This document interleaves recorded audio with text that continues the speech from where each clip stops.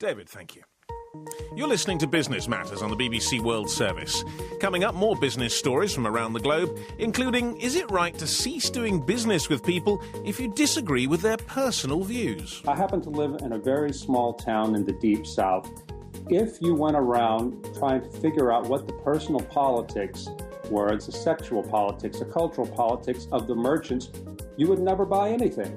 And we meet the video game entrepreneurs from Cambodia.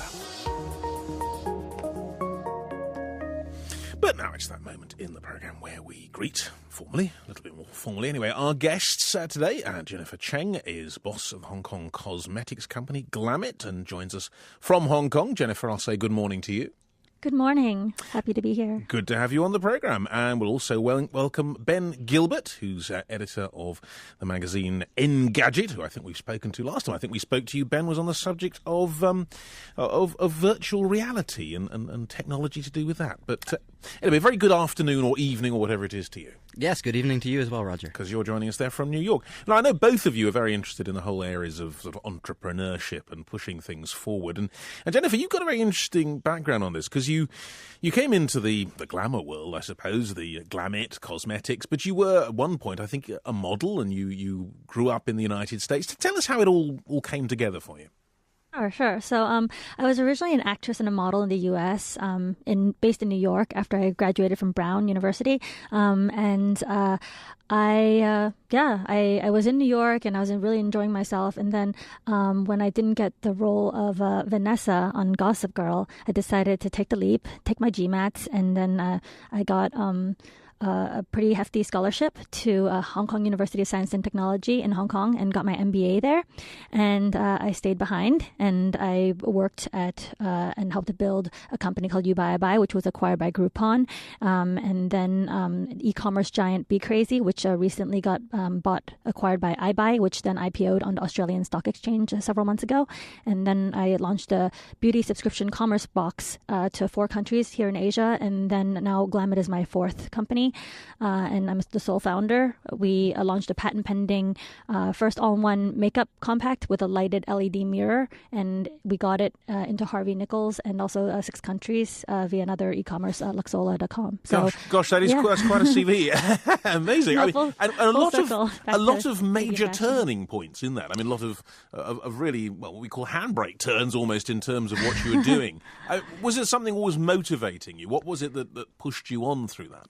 Well, my sort of vision, ever since I've been in the entertainment industry and then coming back out, was to try to empower women. Because I noticed even when I left sort of the being in front of the camera, that people would still judge me based on my appearance and looks first, even when I crossed over into the business world, even when I was getting my MBA.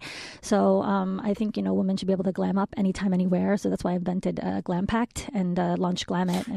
But forgive me, isn't that in a way going against the situation? Because what you're saying is that people always judge women in that kind of way. Aren't you really facilitating that? You're actually almost encouraging it by providing that kind of thing. Well, no, I think I want to empower women with a set of tools that allow them to put their best face forward, so to speak, at any point. Like whether you're, a busy executive in the boardroom or whether you are running around getting groceries. I think women are entitled to feel good about themselves wherever they are. So I'm not saying that, you have to, look perfect all the time. I'm saying that you should have your toolkit with you, and you don't have to have a makeup disaster with your makeup spilling out everywhere with a makeup bag and all cluttered. And I think for women, as well as a lot of the young generation, we're time poor. We have disposable income, but we don't have enough time in a day. So this allows us to, glam up in a few minutes or less. Well, Ben, I'm sure you don't. Well, perhaps you do glam up. I don't know. Before you go into these sort of meetings, but I mean, let me ask you: how did you get into this area of really just looking in great detail at gadgets? And I mean, some people would say it's many boys' dream to be able to be paid just to play with gadgets and look at them. But how did you get into it? Well, hopefully it's some little girls' dream as well. Well, exactly. One shouldn't be. Sure, I mean, this is my point about glamming up. Anyway, but yes, you're a little boy. Well, you're not a little boy. You're a big boy now. But was it always your dream to do that?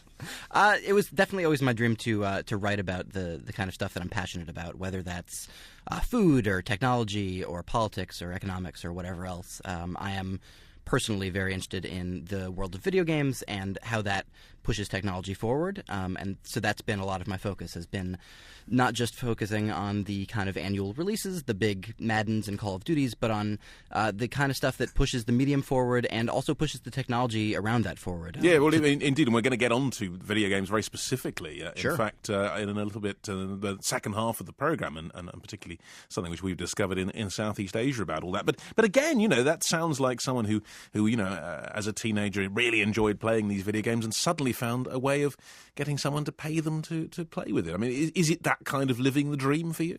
Absolutely. I think it's a weird crossover, right, between really loving writing and growing up with a passion for that, and also the interest and passion in stuff like video games and technology, and thankfully growing up with wonderful magazines like Edge from the UK and Electronic Gaming Monthly in the US, and being influenced by that to try to blend some of my love for journalism with my love for other things. And you always went in that direction. There was never any turning points for you. You pretty much knew from day one what you wanted to do. I think that there was a brief period in high school where I was in a band where, you never know what could have happened. But the other teenage dream, being a rock star, I suppose.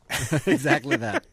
But it is interesting with both of you that you clearly have a great passion for what you do, and you're lucky. I mean, Jennifer, you clearly have a huge interest in this whole, the glamour thing, but image and working on that. I mean, is it very liberating to have that as your job? It is really, it's really exciting. I'm sure Ben will agree with me, to do something that you're passionate about. And then, I know Glam-it on the surface, we look like a cosmetics company, but I think in a few months people are going to see we're actually a technology company masquerading as a that's interesting. Just explain, why is that then? Why are you becoming a technology company? What's going on?